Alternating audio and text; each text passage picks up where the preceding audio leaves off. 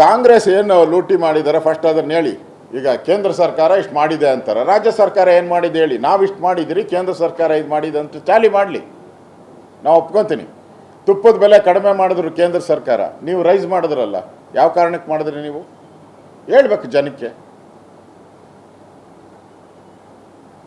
ಕೇಂದ್ರ ಸರ್ಕಾರ ಸಾಲ ಮಾಡಿದೆ ಅನ್ನೋದ್ರ ಬಗ್ಗೆನೂ ಸಿದ್ದರಾಮಯ್ಯ ಹೇಳ್ತಾರೆ. ಆದರೆ ಕೇಂದ್ರ ಸರ್ಕಾರ ಸಾಲ ಮಾಡಿರೋ ಹಣ ಪೂರ್ತಿಯಾಗಿ 90% ಅಭಿವೃದ್ಧಿಗೆ ಯೂಸ್ ಮಾಡಿದ್ದಾರೆ. ನಾನು ಸಿದ್ದರಾಮಯ್ಯನವ್ರನ್ನ ಲೆಕ್ಕ ಕೇಳ್ತೀನಿ, 1,20,000 ಕೋಟಿ ಸಾಲ ಮಾಡಿದ್ದೀರಲ್ಲ, ಎಷ್ಟು ಅಭಿವೃದ್ಧಿ ಕೊಟ್ಟಿದ್ದೀರ ಹೇಳಿ. ಅಭಿವೃದ್ಧಿಗೆ ಎಷ್ಟು ಹಣ ಬಿಡುಗಡೆ ಮಾಡಿದ್ದೀರ ಕೇಳಿ. ಕೇಂದ್ರ ಸರ್ಕಾರ ಹೊಸ ರೈಲ್ವೆ ಯೋಜನೆಗಳನ್ನು ಮಾಡ್ತಾ ಇದ್ದಾರೆ, ಏರ್ಪೋರ್ಟ್ಗಳನ್ನು ಮಾಡ್ತಾ ಇದ್ದಾರೆ, ನ್ಯಾಷನಲ್ ಹೈವೇಸ್ ಮಾಡ್ತಾ ಇದ್ದಾರೆ, ಪೋರ್ಟ್ಗಳು ಮಾಡ್ತಾ ಇದ್ದಾರೆ. ಇವತ್ತು ದೇಶ ಮೊದಲ ಬಾರಿಗೆ ರಕ್ಷಣಾ ಸಾಮಗ್ರಿಗಳನ್ನು ಅತಿ ಹೆಚ್ಚು ಬೇರೆ ದೇಶಗಳಿಗೆ ರಫ್ತು ಮಾಡುವಂಥ ಶಕ್ತಿ ಬಂದಿದೆ. ಹಿಂದೆ ಎಲ್ಲ ಬೇರೆ ದೇಶದಿಂದ ನಾವು ತೊಗೊತಾ ಇದ್ರಿ. ಅದು ಯಾರಿಂದ? ಮೋದಿಯವರ ಸರ್ಕಾರದಿಂದ. ಮೋದಿಯವರು ಡೆವಲಪ್ಮೆಂಟ್ಗೋಸ್ಕರ ಹಣ, ಸಾಲ ಹಣ ಇರ್ಬೋದು, ಯೂಸ್ ಮಾಡ್ತಾ ಇದ್ದಾರೆ.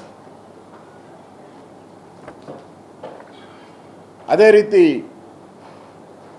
ನಿರ್ಮಲಾ ಸೀತಾರಾಮನ್ ಅವರು ಮೊನ್ನೆ 49 ವಸ್ತುಗಳ ಮೇಲೆ GSTನ ಕಡಿಮೆ ಮಾಡಿದ್ರು.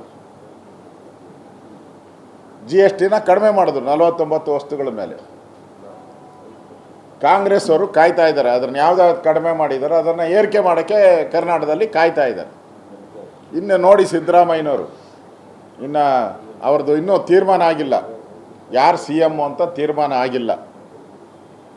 ಸಿದ್ದರಾಮಯ್ಯನೇ ಕಂಟಿನ್ಯೂ ಅಂತ ಹೇಳಿದ್ರೆ ಇನ್ನು ಒಂದು 50-60 ಸಾವಿರ ಕೋಟಿ ತೆರಿಗೆಗಳನ್ನು ಆಗೋಕ್ಕೆ ಆಗಲೇ ಫೈನಾನ್ಸ್ ಡಿಪಾರ್ಟ್ಮೆಂಟವರು ಚಾಪ್ಟರ್ ವೈಸ್ ಇಟ್ಕೊಂಬಿಟ್ಟಿದ್ದಾರೆ. KGF ಚಾಪ್ಟರ್ 1, KGF 2, 3, 4 ಹಂಗೆ ಇಟ್ಕೊಂಡಿದ್ದಾರೆ. ಎಲ್ಲ ತೆರಿಗೆ ಏರಿಗೆ ಕಡೆ ಇನ್ನೂ ತೀರ್ಮಾನ ಆಗಿಲ್ಲ. ಅದಕ್ಕೆ ಅಲ್ಲ 60,000 ಕೋಟಿ ಈ ವರ್ಷ ಹೊಸ ತೆರಿಗೆ ಹಾಕೋಕ್ಕೆ ತಯಾರು ಮಾಡಿದ್ರು. ಸ್ಟ್ಯಾಂಪ್ ಡ್ಯೂಟಿದು ಮಾಡ್ತಾ ಇದ್ದಾರೆ, ಪೆಟ್ರೋಲ್ದು ಮಾಡ್ತಾ ಇದ್ದಾರೆ.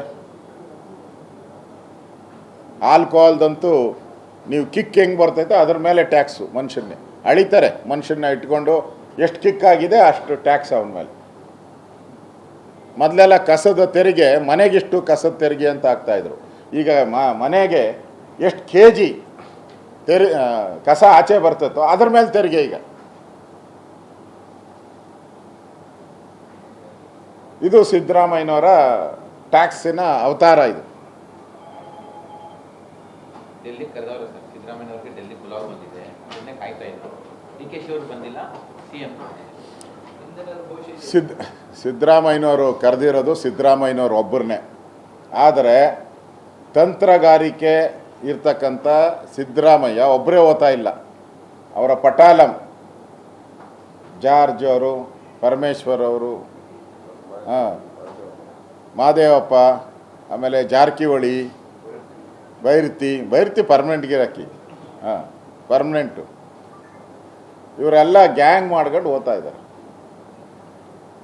ಪಾಪ ಅದೇನೋ DK ಶಿವಕುಮಾರ್ ಇವತ್ತು ಹೇಳಿದ್ರಂತೆ, ನಾನೇನೋ ಬೆವರು ಸುರಿಸಿ ಕಾಂಗ್ರೆಸ್ ಪಾರ್ಟಿಯನ್ನು ಅಧಿಕಾರಕ್ಕೆ ತಂದೆ, ಅದಕ್ಕೆ ಬೆವರು ಸುರಿಸಿದ್ದಕ್ಕೆ ನಿನ್ನ ಕೈಗೆ ಚಿಪ್ ಕೊಟ್ಟಿರೋದು. 136 ಅವು ಭವಿಷ್ಯ ನುಡಿದಿದ್ದಂತೆ ಮನುಷ್ಯ. 136 ಸೀಟು ಬಂದೇ ಬರ್ತೈತೆ ಅಂತ ಭವಿಷ್ಯ ನುಡಿದ್ಬಿಟ್ಟಿದ್ದಂತೆ.